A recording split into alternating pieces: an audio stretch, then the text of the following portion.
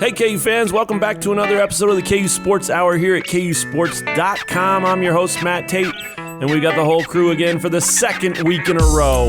Shane, what would you say to that? One word. Yay. Usually you're a boom guy. You're a boom guy. You're a boom guy. I wanted to hear it. Shane Jackson, Mr. Boom over there. Benton Smith, who kind of spoke those sweet undertones you heard a second ago. I don't even know what he said, but I heard the sweet undertones. Come on. Oh, come on. Yeah. Like, Apostrophe come on, M-O-N. Come on. Come on. One word. Yep. Love it. And Braden Shaw, our intern extraordinaire, back for more, week 2. Welcome back. Thanks for having me. Absolutely. That's where we're going to start. Not We being... talked about firing you. I'm going to be honest. Well, Shane already, I think, wants to fire me for other reasons. Absolutely. 100%. Shane's struggling to use his email these days. Trying to send messages electronically. Send smoke signals or something. You got to go back to letters, man. Nobody's listening to me. Throw a stamp on there. See where it goes. Pigeon? Carrier pigeon, maybe? I don't know. I love it. Braden, we're going to start there. And then we're going to get into lots and lots and lots of KU football because it's game week, man. It is game week. KU football, Les Miles. It is happening really soon. And thank God, because we've been talking about it for so long. I hate the football offseason. I mean, I don't mind the things that happen. Kind of long. I hate it as covering football is mostly not off-season. football. Yeah, you're right. And I hate it as a reporter. I hate it as a fan. You know, like if you're an NBA fan, which I think all of us here are, but if you're an NBA fan, the finals end in June, and then they're back at it in October. You can watch Summer League if you want. Summer League, right. I mean, I don't. Yeah, you don't lie. No, I'm serious. Like, I watched when Zion played like 3 minutes. Okay. I watched that. Okay. I'll give you that. But yeah, I mean, football ends in December if you're lucky, January if you're really lucky, and then doesn't crank up again, I mean, for real until August. That's the longest layover. It drives me crazy. I'm over it now, though. We're going to get back to Braden. That's what we're here for. Braden, we teased these fine KUsports.com listeners last week about your Twitter handle. Oh, gosh. You said there's a story there. We didn't have time. That was toward the end. Sure. And I still haven't sent out your Lean introduction right into video. that microphone, Braden. Yeah. What's that? There we go. Oh, Lean sorry. right into Sorry, that. I need to live right here. Yeah. This is important stuff. So, your email, I'm sorry, your Twitter handle again, at Braden Shaw. For real. 4 real. And it, that's not crazy, right? There's a lot of the real this or the not fake that or whatever. So it's not like you're in uncharted waters or you're really going out there and putting yourself out there. But if you said there's a story, I think we should hear the story. You guys agree?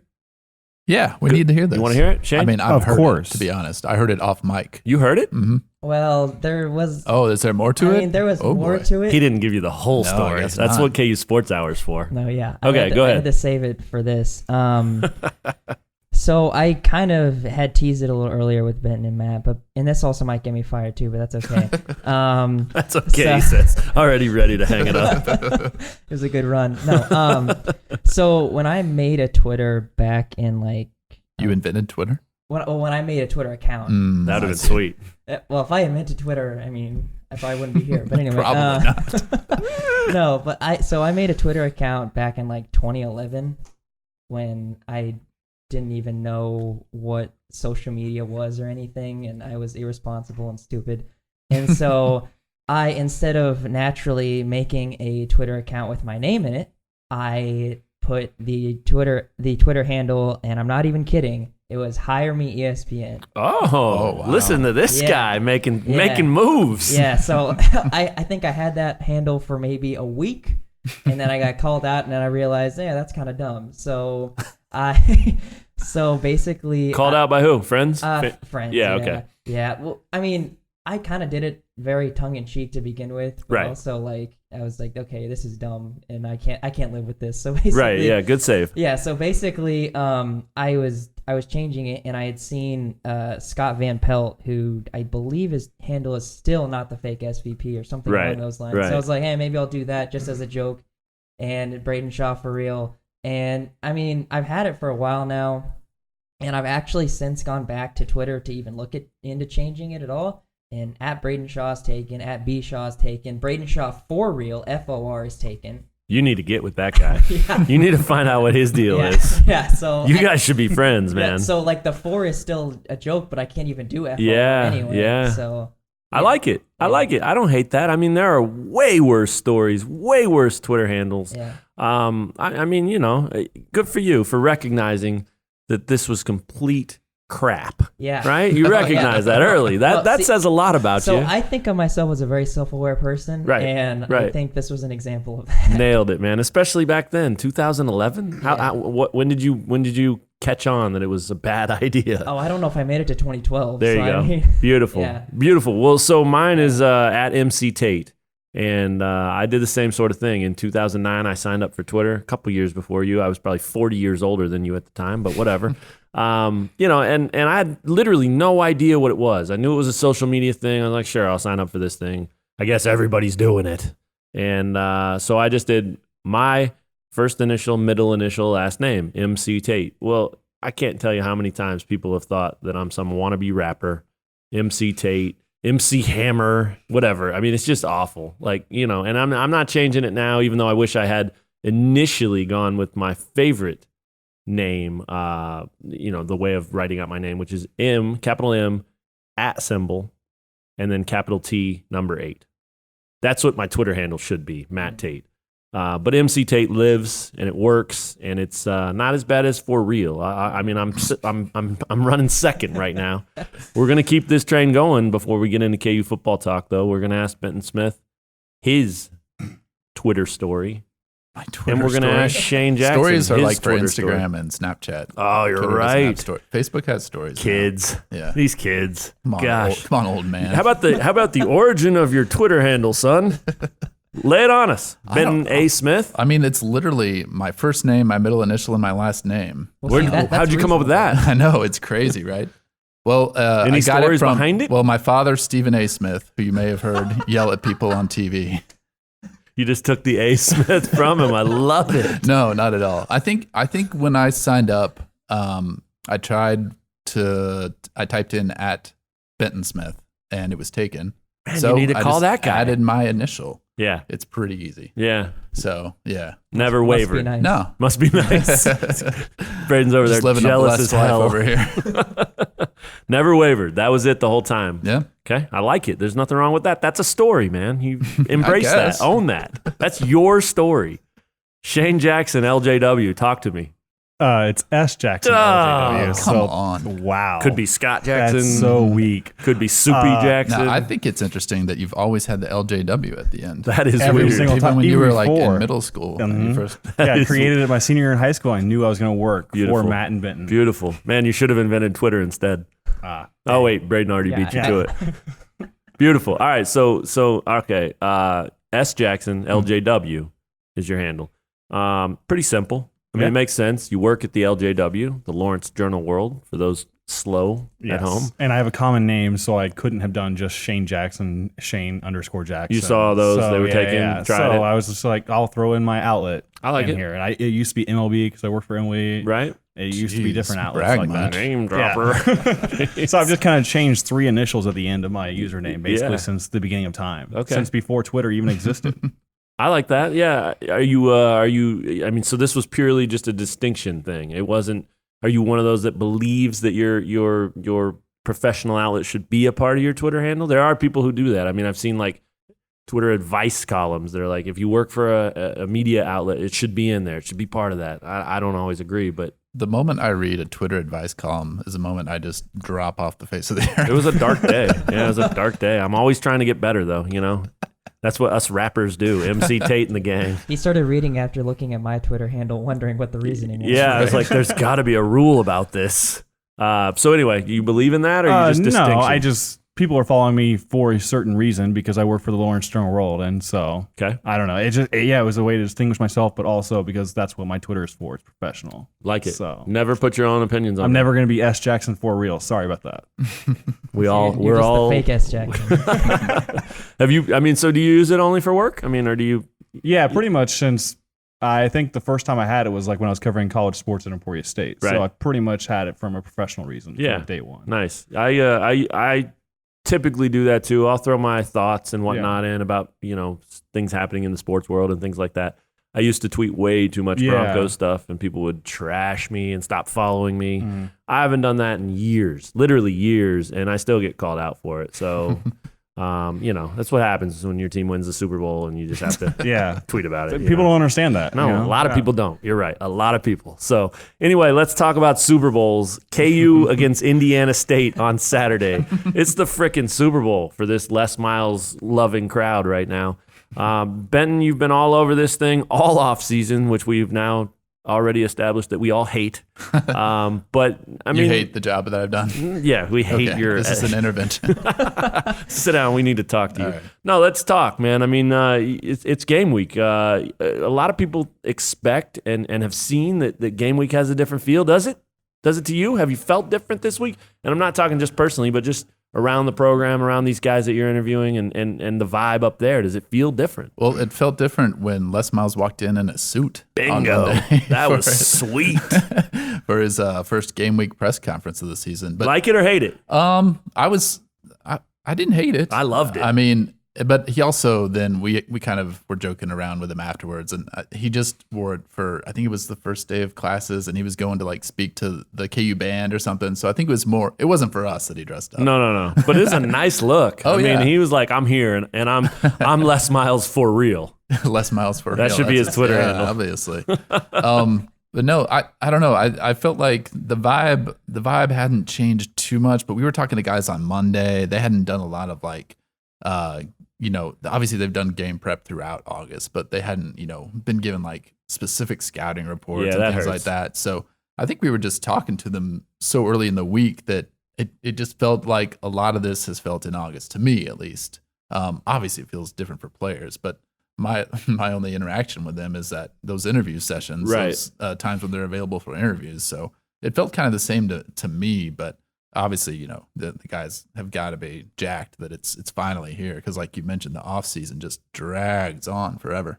Yeah, and I mean, I think you're right. Like it's really hard to pick up on that vibe on Monday when they haven't even had really team meetings, game prep, for that week and specific things like that about Indiana State. They've obviously looked at them and talked about it a little bit, but yeah, I think that's hard to pick up before they go into all that stuff. So, I just wonder, now that it's here, we had the Les Miles press conference on Monday. You've talked to some players. Are you getting a sense of the key to this game or any of that stuff? Again, I know they hadn't really gone through much, but obviously there are still keys. And do you have you zeroed in on that yet? Do you feel like there's one area where it's like, hey, they got to do well in this, or it's going to be a rough game or an interesting game or anything like that? I mean, are we there yet, or is this still? Because I think it sort of still falls in the category of we still have to see these guys before we know what we can even nitpick about. Right? Absolutely.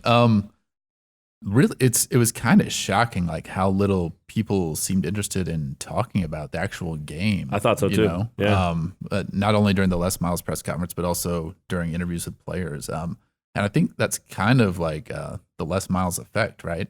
People are just still talking about, this is Les Miles. This is his first game at KU. It's more that. That's more of the conversation, because it still hasn't happened yet. And he's been here since the end of November last year. Right. Now it's finally a game week, and I think that tends to be more of the focus. And I also think, like, you know how this goes with players. Like when you're trying to ask them about the upcoming opponent, a lot of times they're kind of coached up before these interviews. Yeah, to guarded, right? Yeah. Not reveal anything. I think that has gone to another level. Do you? Since Miles has taken over. I think there's kind of an extra layer of secrecy, just because, like, nobody knows for sure what the offense or defense is going to look like. Right. I mean, the people who've practiced it throughout the offseason and the coaches and players know, but we don't know yet. And I think that that Miles has really hammered home with his assistants, with the players, like, we don't have to reveal anything, okay?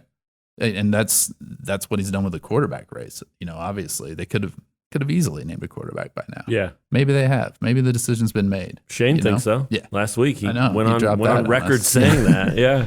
So I think I hope they have. Let's be. Yeah, I'll go there for sure. It's freaking 4 days away. Yeah. But yeah, I just think that And I guess it's a smart move. It's no fun for us who are Right. trying to like learn about the team and the game, and give people a good idea of what to expect. But it's smart because this is still KU football. This is a program that lost to Nichols last year. Bingo. This is a team that won't have Puka Williams against Indiana State, which is a top 20 FCS team. So yeah, you probably should take that extra guarded approach. Gotta Because win. You gotta win. Gotta win. Yeah, I think that's a good way to put it. Shane, tell me what you know about Indiana State.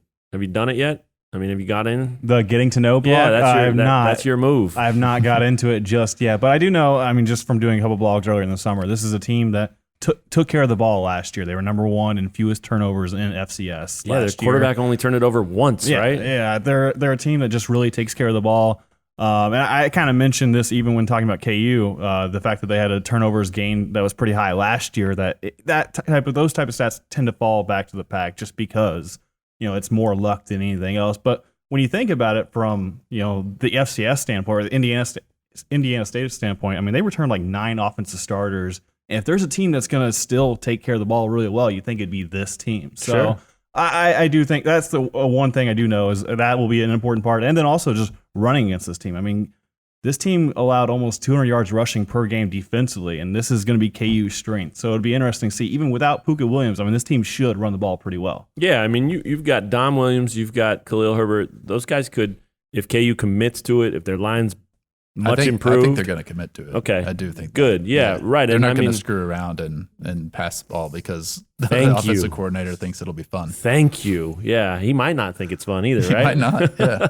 But yeah, I mean, those guys could each get 15 carries in this game, don't you think? Absolutely. And maybe Yeah. more. Yeah, possibly. 25 for one of them or something. I mean, you just don't know. And so that's the thing I can't wait to see is all these years of all this bad football, the one thing that I think has always sort of plagued this team is when they just don't look like they have it together. Whether that's the coach doesn't know how to make a call or what to call, when not to call, things like that, or a lack of discipline on the field by the players, which has also been part of the problem. I mean, that's the thing I can't wait to see. And I know that's a high bar to set for week 1 because week 1 there's rust and there's nerves and all that. But I really want to see this team go out there and look like they have it together. Because if that's the case, then I think this fan base and all this talk about how the Jayhawks are coming and all that stuff, okay, maybe it's worth buying into then.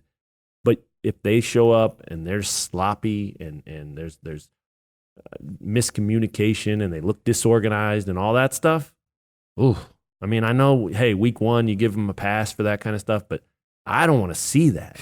I mean, and it's not about me, but I don't think anyone wants to see that. And that's where we're at. This team, coached by Les Miles, with all these dudes who've been working hard like they do every year, they get one shot at making their first impression. And that's Saturday. And if they show enough on Saturday to get however many people are there to come back, then they're doing their job. If they don't show enough or they're not organized and all that stuff I just mentioned, I don't know if people are going to come back, even if they do win. So that's what I can't wait to see is just, do they look like they have themselves together? Is this a team that is disciplined? Braden, what are you looking forward to seeing the most? I mean, what do you want to see so that you can have a feel for how this year is going to go, even if it's just the non-con? Like, hey, you don't have to look at the full 12-game picture, but non-con, 3 games, this is the establishing the baseline for that. What are you going to look for? Well, I think getting off to a good start or a strong start, competitive start, whatever you want to call it, is important. There's been so much fanfare just even on campus. I know Les Miles has gone to the underground buying students lunch, and he's popped up on Wesco Beach, and there's just been so much. You kind of mentioned the Jayhawks are coming tweets and all that. I think there's just been so much hype and so much build up to this moment, and if KU falls flat in non-con, that's going to be a pretty big disappointment for the student body and the fans. And I think it's just super important they don't necessarily even have to win all 3 non-con games to start out, but they definitely need to just be competitive for one.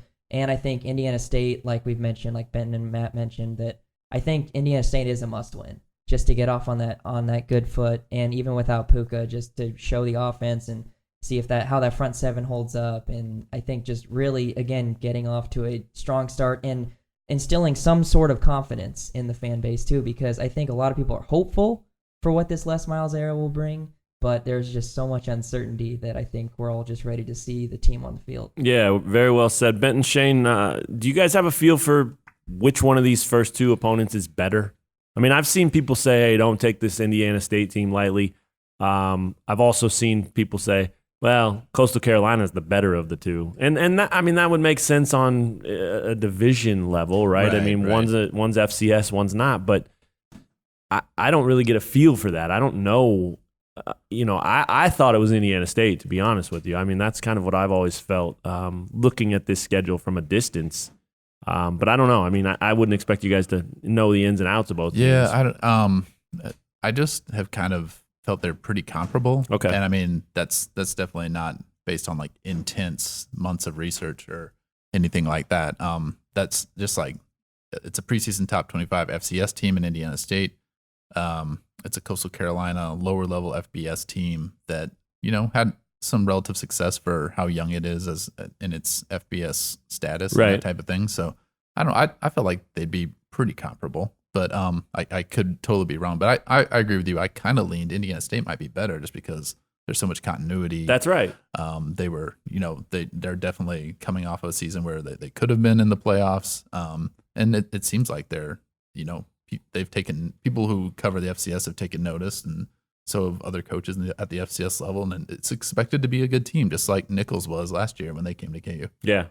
Yeah, I think it definitely would be tough to figure out which one is better, because it's even tough to get a gauge on what Kansas is at this point in the season. But, looking at the FPI or on ESPN, the Power Index, I mean, Coastal Carolina is like 6 spots below KU. So judging by that metric, they're supposed to be a lot closer than people are probably think right now. And then obviously the Puka factor. So it would be tough to gauge which one is absolutely better. But, I would think Coastal Carolina is probably better from like going into the season. Yeah, but right. Who knows? Right. Yeah. It's definitely apples and oranges, regardless of how you look at it. I'm glad you brought that up. I mean, because Puka's not playing in week 1 again, we know what happened last year with that. Is this a situation where KU does? I mean, I just went on and on and on about they get one chance to make a first impression, but they're not full, right? This is not their team. In week 1, it is not their complete team. So do they get 2 chances? I mean, and not only do they get 2 chances, but more importantly, does that vibe, that excitement of the opener carry over into week 2? I mean, obviously it depends on what happens on the scoreboard in week 1, but let's say things go well. Let's say they win comfortably. Now Puka's back week 2. That's who everyone wants to watch around the country. People want to watch this guy. So does that bring an added element of, man, there's excitement around that too? And if so, that could really benefit the momentum that they're trying to build, couldn't it? Yeah, I see what you're saying. I think for most KU fans, I think most of the excitement is just like, this is the start of something new with Les Miles. So I think that's definitely the focus. But once they get past week 1, there might be a little more incentive to care about that, week 2 Coastal Carolina game. Which is going to be hard, right? Yeah, I mean, like exactly, the name is not exciting. Right. And I'm not saying KU should be playing Georgia in week 2 by any means or ever. but I mean, that's a tough one to sell. And hey, we've got the Coastal Carolina Chanticleers coming into Memorial Stadium. Yeah. See you at the booth. Okay, we're going to go there real quick. I want to talk about the booth. You got a strong opinion on this, it sounds like, Braden. I do, but I want you to go first. I just think it's funny. Funny. Like, That's a strong opinion. Well said. well said. I mean, I don't really have a strong opinion. I just think it's funny that Jeff Long has really just gotten behind this. Boy, he has. Booth. Yeah. Yeah. So you're thumbs up. You say keep it going. I mean, why not? Honestly, kind of livens it up a bit, I guess. That's fair. It's also better than David Booth, Kansas Memorial Stadium, saying that every time. Right, so. right. Yeah, what are they? David Booth, Kansas, DBKMS. That doesn't ring. That's a terrible acronym. It doesn't ring. It is. That should be someone's awful Twitter handle. What a disaster. Shane, Booth, yay or nay? I do not have a strong opinion on it. You I don't have have not thought twice about it, I'll be honest. Wow. I know that I have to type David Booth, Kansas Memorial Stadium in the story. That is the only thing I know. How about the Booth, though? Selling Can I that. just type that instead? No. Is what you're saying? No. Then I don't care. Okay, you're not anti, you're not pro, you're just kind of riding the wave. I'm okay with that. Benton, you got a strong feeling? The Booth? Hashtag the Booth? No, I mean, I don't really have a strong feeling either way. Like if the fans like it, go for it. I mean, Jeff Long has definitely embraced it. Yeah. I don't think he doesn't get credit for it. He didn't come up with it. No. I think it originated on Twitter. God bless Twitter. Yeah. But I don't feel strongly either way about it. I mean, it's just Braden is right. I mean, David Booth, Kansas Memorial Stadium is Right. a lot to say. It rolls off the tongue. I've typed it so many times in Right. stories, and they're like, okay, why? Yeah. But here it is. Well, the guy paid a lot of money, is why. Sure. That's right. Yeah, that's right. I mean, I have no problem with I would love to see him and get his opinion. So they're just calling this place the Booth now. Was that your nickname in college? Did they call you that? The Booth. Oh, here he comes. Here comes the Booth. Here he comes. Somebody grab a Miller Lite. Here comes the Booth. That's my issue, man. The Booth is a person. It is more like a human person being than a venue. Is that what you're saying? Well, it is. Yeah. David Booth is a Well, yeah. person. Yeah, He's yeah. not a thing. Right. The Booth, I think of Superman, I think- Clark Kent changing into his Superman gear and in a phone booth. Right. Yeah. I don't like it. I'm pretty sure that Georgetown used to. Well, maybe they still do play like wherever the Wizards play their Right. basketball games. Right. That place used to be like the MCI Center or something, and I think Georgetown students called it the Booth. Like a phone booth. Right. Yeah. Okay. Yeah. The- So maybe it's taken. Wow. We have a lawsuit on our hands. We just uncovered it. Hashtag journalism. Yeah. I mean, the Pepsi Center in Denver, What do they call that? The can? They do. They seriously do? Yeah. Oh, and that's- not everybody. Right. Thank God. But like, there are people that call it the can. Wow. I don't like that. It's not great. The Nebraska basketball arena, the new basketball Vault. arena. Yeah. What is that place called? Like Intrust Bank Arena? Pinnacle Bank Arena. Pinnacle Bank Arena. There you go. Yeah. They call it the vault. Protect the vault. Here's the thing. That's fine. You do want to protect the vault. And a bank is a vault. So that lines up to me.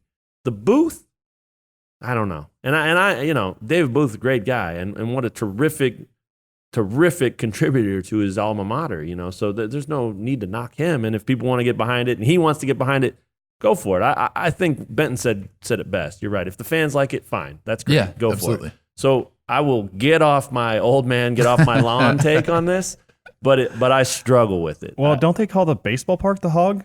Like that's a Yeah. name, right? Yeah, So I mean, it's just fair. the same thing. Fair. I The don't know. Fog. Ever heard of it? Yeah. The Ooh, Fog. That's a That's person. a person as Person. well. Yeah. Yeah. Wow, there's Wow. a real theme Way to go, Matt. here. The K. Kaufman. Kaufman, the K. Yeah. Oh man, this is getting bad for It's a me. bad take for you. This is getting bad for me.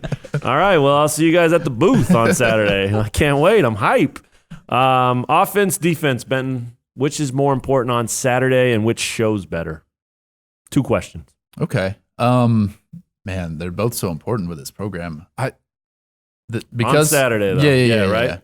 Yeah. I honestly, I think you got to say offense because offense has been an issue for this program for a decade. Bingo.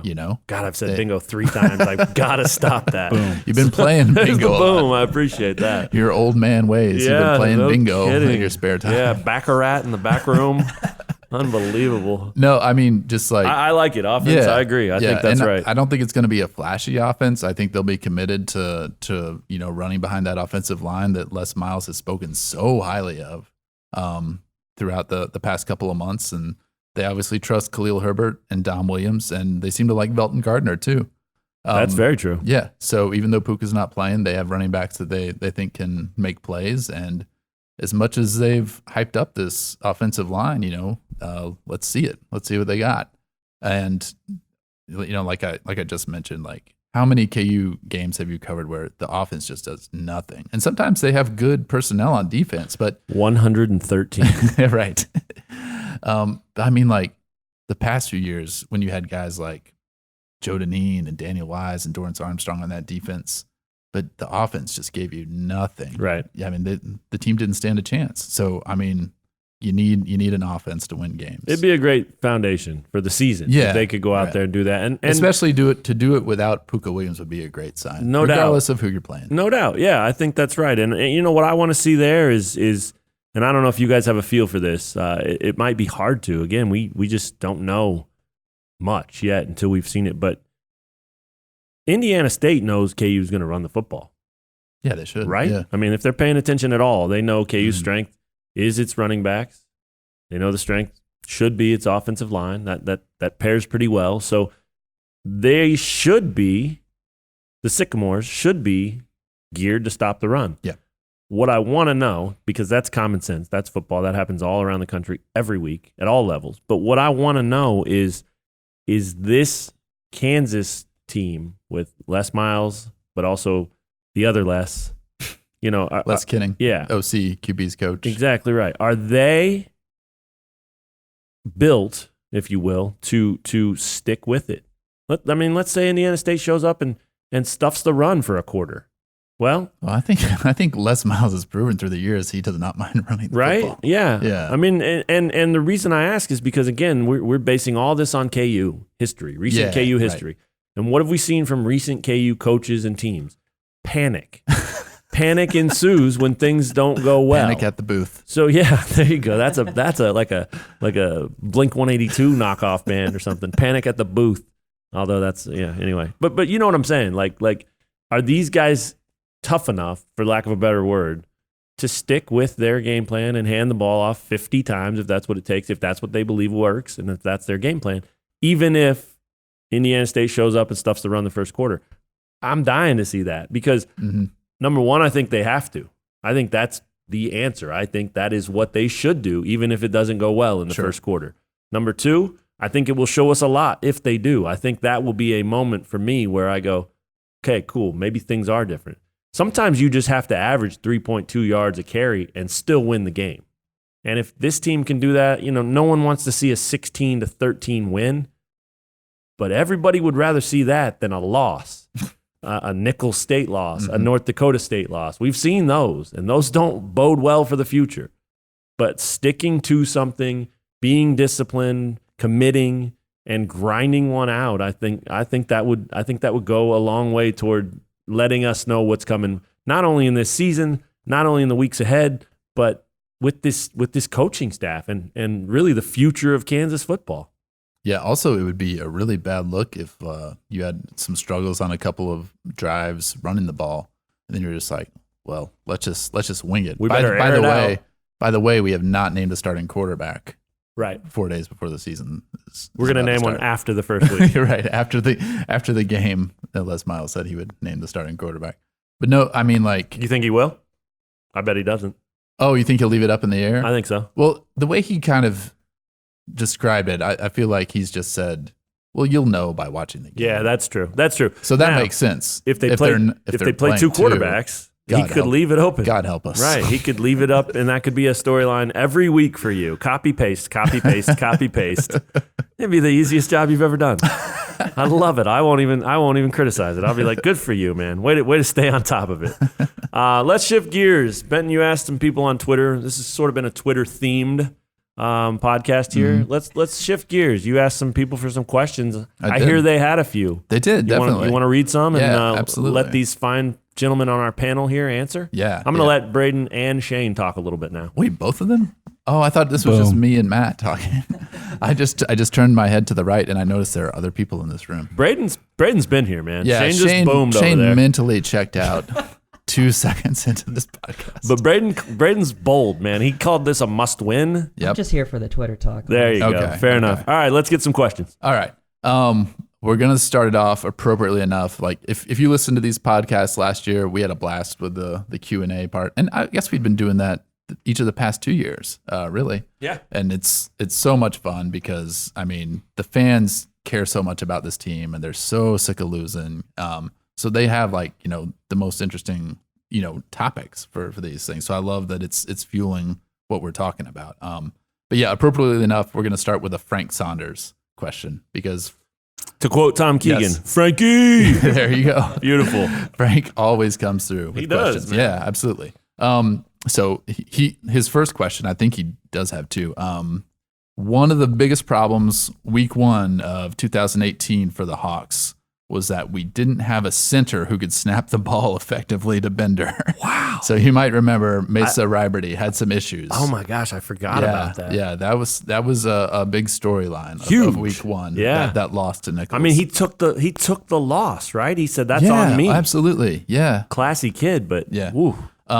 So Frank asked, does the or at center, so the or referring to Apimane or Andrew Tovey as a potential starting center, does the or on the depth chart suggest that the same condition for week 1 of 2019 is upon us? That's a beautiful question. Yeah, it's a great question.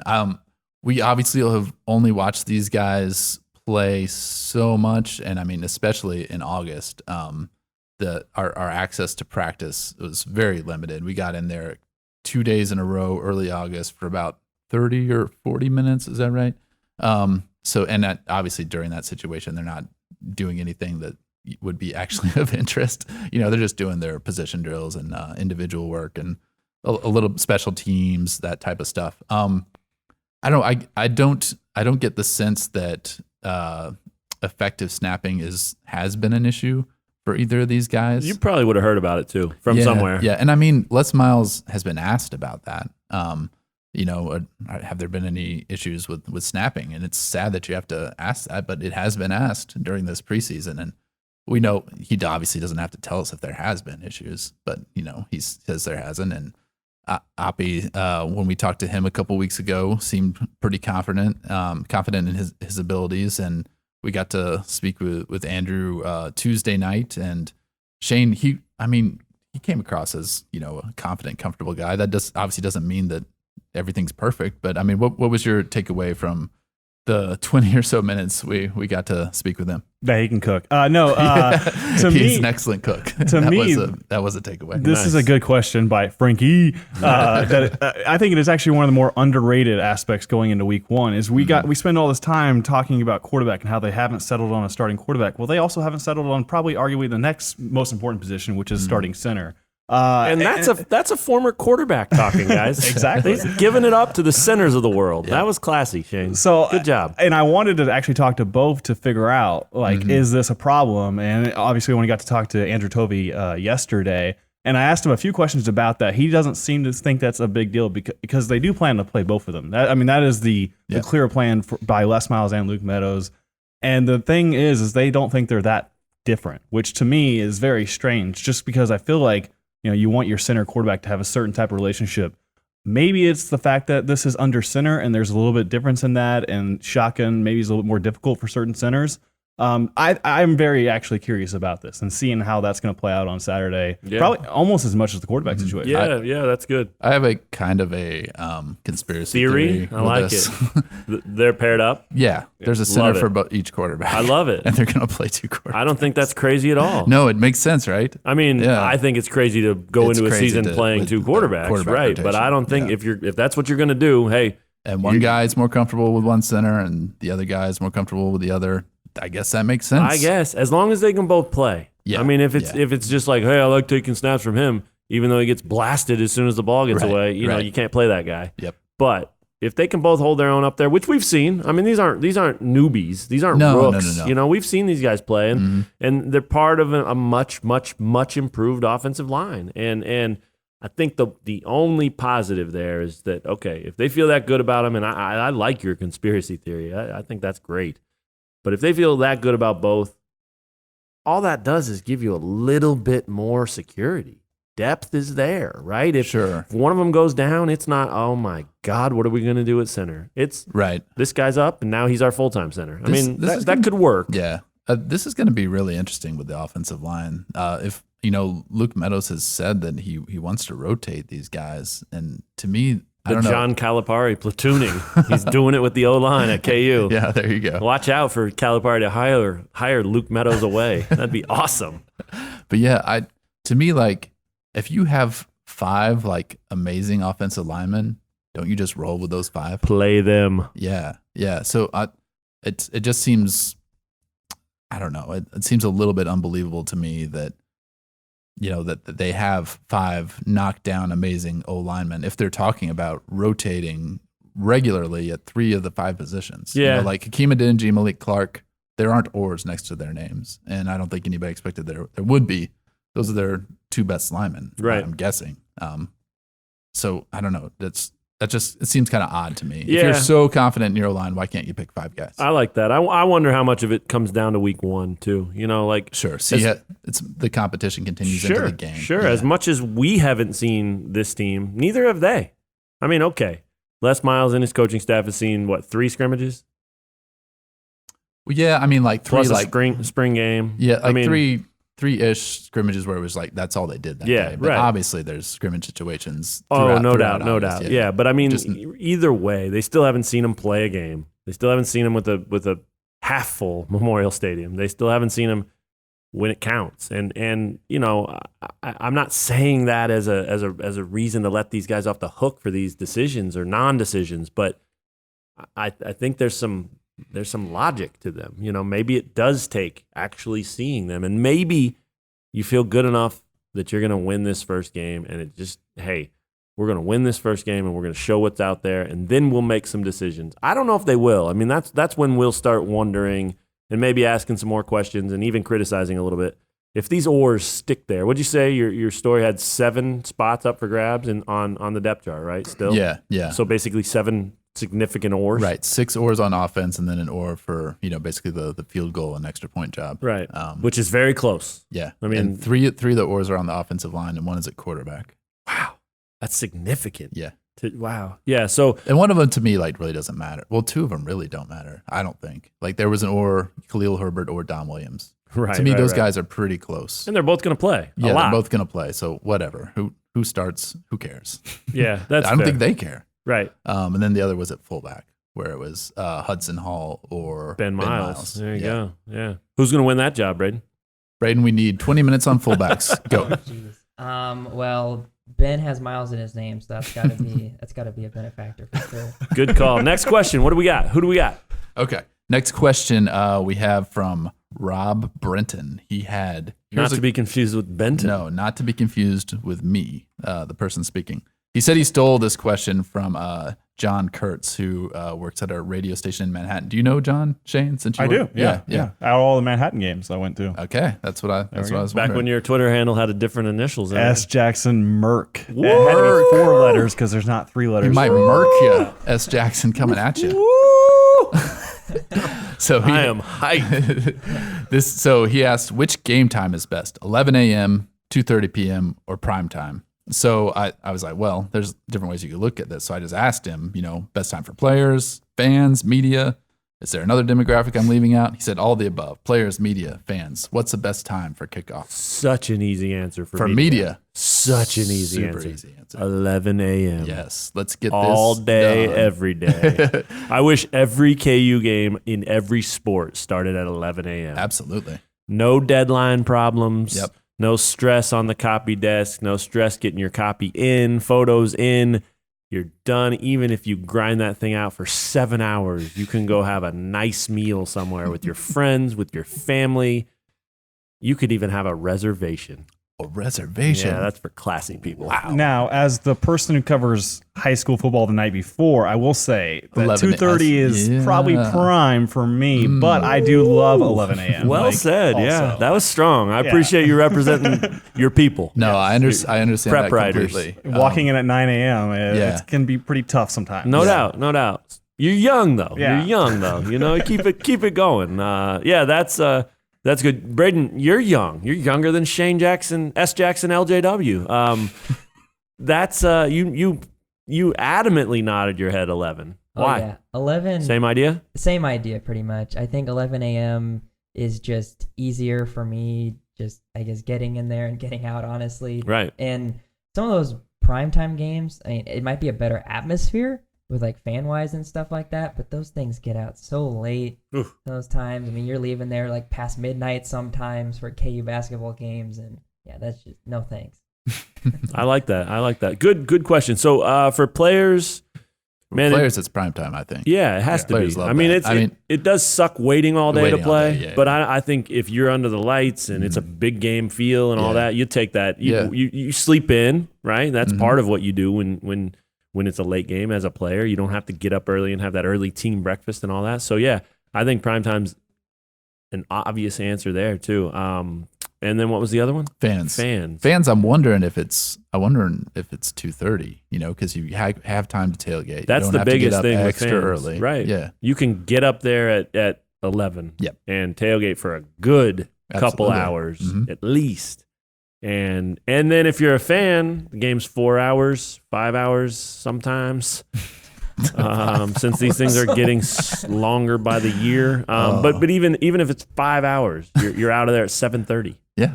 And then you go eat and you hit Mass Street. And You might have a reservation eat somewhere. and drink. You could have a reservation. Yeah. God, to be a fan. That'd be a dream. But yeah, so that's funny. They're 3 different answers. 11 a.m. for the media, prime time for the players, 2:30 for the fans. Yeah, I think so. Great question, though. I liked it. Yeah. Next. All right. I liked it. I liked it a lot. Shane, next time you see him, tell him good job. I That think wasn't John, right?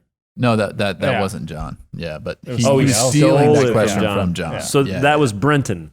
Yep, Rob. Not Benton. Brenton. Next Or time you John. see Rob Brenton, tell him good job. I will. I mean, you might see him. You don't know. Yeah. I can't wait till he comes up and says hi to you somewhere. That's going to be fun. I love it. Do it, Rob. I think there were a couple kind of in this vein, but I think Kyle Coffey was the first to ask. So he said, or he asked, estimated attendance over under 35,000. You got to go under. Yeah, you pretty much have to. I mean, look, Shane did the numbers the other day and sent this to me. We're going to do an over-under short, abbreviated podcast before Saturday. We're going to try to do one every week with 5, over-unders. But that was one of you them. guys 'Cause talking gambling? yeah, well, Yes. a little bit maybe. That's But all Shane talks about. he's 100%. he's a total degenerate. For Be careful, Rob. Beatty's opener, he Right. got 36,574. But what I was telling Benton the other day is it's hard to imagine a college football attendance that high again, like in 2019. Like you can't just come out and say, For KU. yeah, for K. Well, I mean, yeah. I was going to but- say Michigan will draw well, that. college football in general attendance is down. Is Like, down. just You're right. across. You're right. So You're right. It's just you have to lower it from what it was, even 4 or 5 years ago. That was 2015? Yeah. Mm-hmm. 36,000. They got 32,000 against SEMO in 2017. Beatty's second year. No, third year. Third Yeah. year. Ooh, And then last year was 24,000. you bet it was. Beatty's last year. And it was a night game. I don't know if that matters, but I like to throw out the times every now and then. And then did you do Charlie Weiss's first year or no? No, I didn't go back that far. I actually didn't care that much. Love About this this guy's over-under. honesty. Love it. I mean, I'll take that, Otherwise, I It might was a have different criticized you. time. Yeah. It was a different time. Somebody asked me that on the radio the other day. Just to guess the Sort of attendance the or we were over, talking under? attendance. It was Yeah. Nick Schwert, and we were talking I know attendance. him. You do, yeah. Good dude. Shout out Nick Schwert. Good dude. Yeah, good dude. But we were talking attendance and especially for openers, and that's the one I remember. The Charlie Weiss one was the one I remember being a big deal, right? It was Charlie Weiss. Like no one knew then what was coming, and Or they wouldn't have hired him. and they were coming off of the right. They were coming off of this Turner Gill debacle. Right. And then you bring in this guy who's coached Tom Brady. He's got Super Bowl rings. I mean, he's got Dave Campo on his staff. He's got Super Bowl. I mean, this is a different thing. So I remember that one being hype. I couldn't tell you how many people were there, but I remember that one being hype. And to be fair, completely fair, Turner Gill's first game was packed. I mean, that's because this was just the Mangino era. I mean, no one really knew what was coming then. They were thinking, well, we got this hot up-and-coming guy. He used to be the quarterback at Nebraska. This is going to be cool. We're going to just keep rolling. We're going to get back on track. And they didn't. We mentioned Nick Schwert, and that jogged my memory that he had actually tweeted out average numbers? attendance. Yeah, he's going numbers. ham on that today. Yeah, that's all he wants to talk about today, I guess. I don't know. But he tweeted out the average attendance over the year. So I mean, this isn't going to tell us opener, but Charlie Weiss's first year was that 2011. Is that right? No. 12. Yep. Okay, so the average attendance that year one of Charlie Weiss was 41,329. Oh, my God. See, look, that's average for an entire season. Yep. These people have shown up. Shout out Nick Schwert. Yeah, no doubt. These people have shown up. Yeah. And they're tired of showing up. So I don't blame them. I mean, you've got to put something on the field that's worth watching now. And maybe they're going to do that. But look, 41,000 is an average for a season just 6-7 years ago. That's not bad. And they were bad. I mean, yeah, wow. That's eye-opening, Nick Schwert. What were the others? Do you still have it up? Yeah, absolutely. I just accidentally clicked on something and it went away. Feel free to discuss as for the original anything. over-under 35,000, I think I'm going to bet under Okay. to answer Under, that guy's question. I don't know under. who it was now at this point. We've talked Kyle about it. Coffey, I think. Yeah. But Many people asked it, though. Go ahead. okay, Ben. my tweet deck is back. It is back in front of my face. 2018, which obviously the last David Beatty year, it was 19,424 average. Oh. Yeah. So in 6 years, it was cut in half. Yeah. And there's not a soul alive that wouldn't have been able to tell you that just guessing. Oh yeah, just If by you've going to the paid games. attention at Yeah, all, yeah.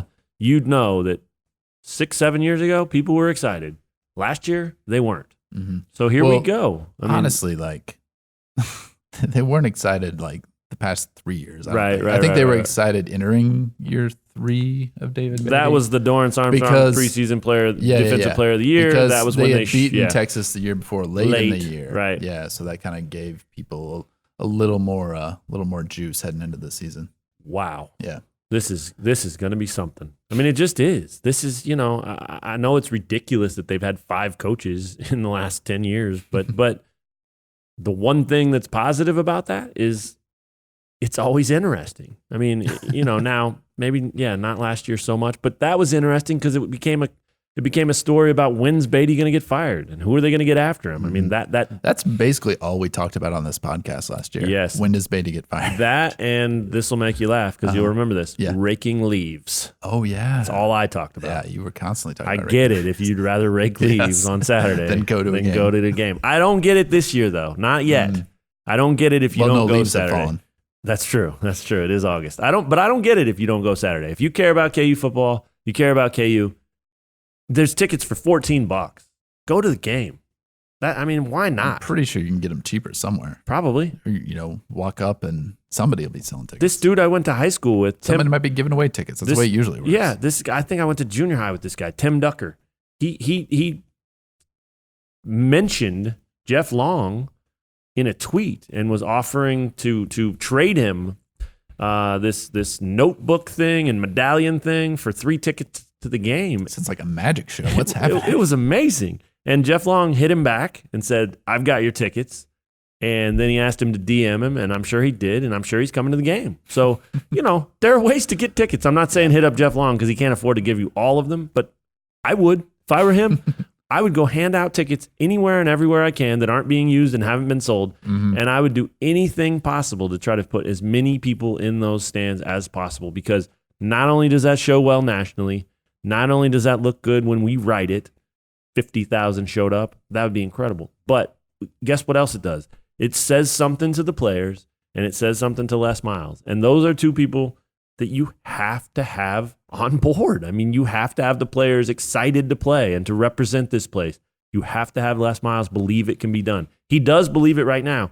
If he walks out there in 3 weeks and sees nothing but silver medal, and I'm not talking for second place, just silver medal in the bleachers, he's going to, the natural questions are going to be louder and louder and louder. Speaking of questions, let's do another one. Well, I don't think anybody actually answered the over-under. I That said is a under great right away. You answered. You're right. You said under. I said under. If it was 30,000, I'd consider over. Yeah. Do we I have a would. guess, a number then, if you're going to say? Yep, Braden, go. 32,000. Ooh, even. Wow. 32,500, which is what I said is the over-under. Spoiler. There you go. There you go. 34,000. I love it. I'm going to go 33,793.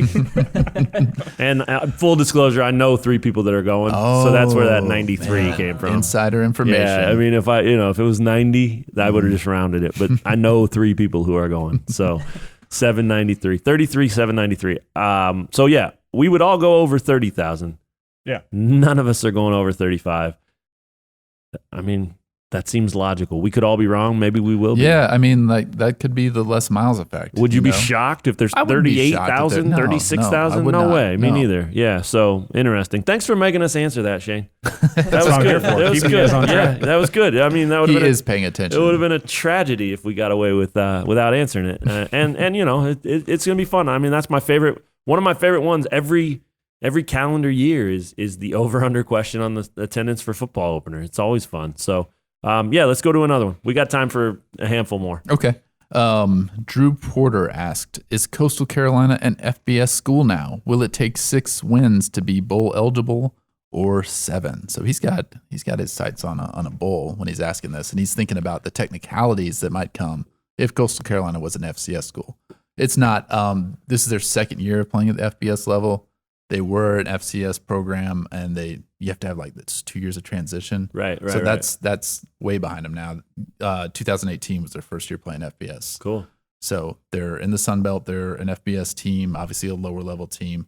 But there's also so many bowls now. Like bowls are like, oh, you're 5-7, sounds great. Come Yeah, play. yeah. We need a team. Right. You know, Right. like if KU wins 5 games, Too many. they'd probably go to a bowl. There's too Big many 12? bowls. Big 12? Yeah, a 5 Big 12 wins? team with 5 wins and the Les Miles. Yeah, well, factor. in either way, every 4 years or every 2 years, you can count an FCS win toward bowl right. eligibility. Yeah. Or at least that used to be the rule. So, You see, look, I've KU been hasn't covering done this that. game for the past 4 years, so I have never had to think about Yeah, that no. at any point. No. So KU has not used that get out of jail free card, as you will, and so they need 6 wins. 5 would be interesting. You're right, Mm-hmm. but I don't know. 5 it'd be tough. Yeah, But either way, getting to 5 or 6 is going to be tough. that's tough. Too. We're gonna talk about that toward the end of this. But what's the next one? Good question, though. Yeah, absolutely. This one is from Britt Murray, and Britt wants to know which receiver leads the team with yards. So I'm assuming this is like a season-long question. Yeah. I should have got clarification, but we'll take the season-long yardage question. And then he said, who are some breakout players? So let's start with the receiver. I actually just wrote about this yesterday, kind of like Emmett Jones. He doesn't know, if this team has a go-to guy for sure, but he likes the weapons that they have. Sure. He has a lot of trust in that group as a collective whole. So I'll answer last. I'd like to hear what you guys think about who might lead this team in receiving yards. Yeah, I love it. Go ahead, Braden. Put me on the spot here. Yeah. I'm thinking Dalen Charlotte probably is the guy. I would think, at least should be the guy probably to be the number 1 option. I know they've kind of been a little sheepish about declaring who the number 1 receiver could be, but I feel like Charlotte's probably the guy to lead them. Especially, I feel like this season is going to be when he finally lives up to the hype of this transfer from Alabama coming into this offense. So I feel like he's the guy. They need him to, and it'd be Yeah. cool as hell if he does. I mean, he's a nice dude. He's fun to talk to. It'd be a great way for him to end his career, having a good year. Shane? I don't want to get accused of just agreeing with the person right before me, so I'm going to say a different name.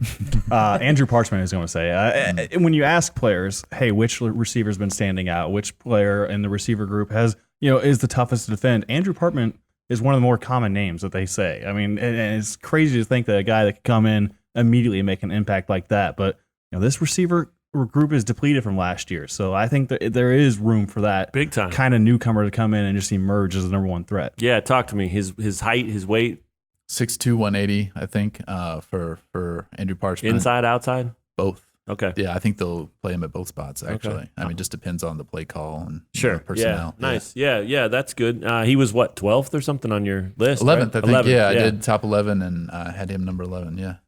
Good thing he wasn't 12th Yeah. on a top 11. That'd have been hard. I feel bad for those- Charlotte made those your guys. list though too, right? Oh, yeah. Yeah. Higher up? Absolutely. Yeah. How high? 5th? I think 5th. Yeah. Yeah. I read that. Thanks. I love it. I do. Hey, somebody's clicking on it. I like it. Yeah, keep clicking. Keep clicking. I get to go because you're going last. Yeah.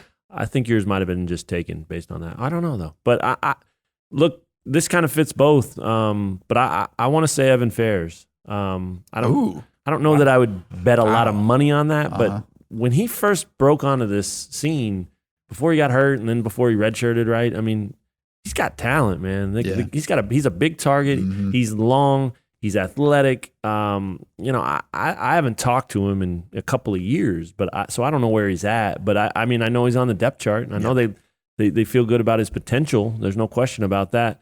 I think he fits into the category of a guy that because of his deep ball potential, especially, he's a guy that could lead them in yards and could also be in that second question there, answer to that as a breakout type player. I mean. There's so many guys on this team that could be breakout players, though. I mean, just pretty much anyone that has a good year, other than Puka, is going to be a breakout player because there's so many new faces and new places on both sides of the ball. I like Charlotte. I love that answer. I think that's who I'd be rooting for, just because of all those things we just mentioned. But if I'm going to be different, I like Evan Ferris. He showed some really impressive flashes as a true freshman, and I think he's got talent, and it's all about opportunity. He's going to get a chance, there's no doubt. But they do have a deep, deep receiving core. We don't know how talented they are, how well they're going to execute and produce, but there's a lot of options there. So if you get a chance, you got to make something happen, or else they're going to go to the next guy. And he's a guy who's put in a lot of the work. I mean, last year, he didn't like the way his stats were. The first few games, he got dinged up, and he said, hey, I'm fine with redshirting. Right. And then they used him as an example on a daily basis for the rest of the season, saying, this guy's still coming to the facility and working almost as hard as anybody here. So, I like that call a lot. Yeah, thank you. Thank you very much. Yeah. Benton, that's try to follow that, dude. Yeah, Evan Ferris is kind of like following that Jeremiah Booker. I think so too. Yeah, that's a great comparison. Yeah. And they're not that dissimilar too. Right. Body type, production, where they're going to be used, that kind of thing. I think that's a great call. I'm going to go with Dalen Charlotte. I think just the presence of Emmett Jones has done wonders for him. Yeah. And I think that Emmett Jones might be, the best assistant coach on this staff. And he's gonna demand that these guys do things his way and get better. And he's been doing it since he got here, since before spring football. And this is Dalen Charlotte's last year, and he's always been confident and he's always had the skill set, but it just never clicked with that previous staff. And I just think he's going to be a completely different player this year. Yeah, excellent answer. I hope so. I mean, that's the guy you root for. He was at Alabama, man. I mean, that was no fluke. That was no joke. So part of it's been on him, but part of it's been on, other factors too. And it's time for him to show up. So if he does, it'll be fun because he's got personality. He's that classic wideout, right? The Terrell Owens, the Des Bryant, the boisterous, loud, flashy guy. I mean, I think he has that potential. Yeah. I'm not saying he's going to be a Hall of Fame receiver. No. I'm talking about just the way the wide receiver position has personality. Yeah, exactly right. Yeah. Two more. Let's do that.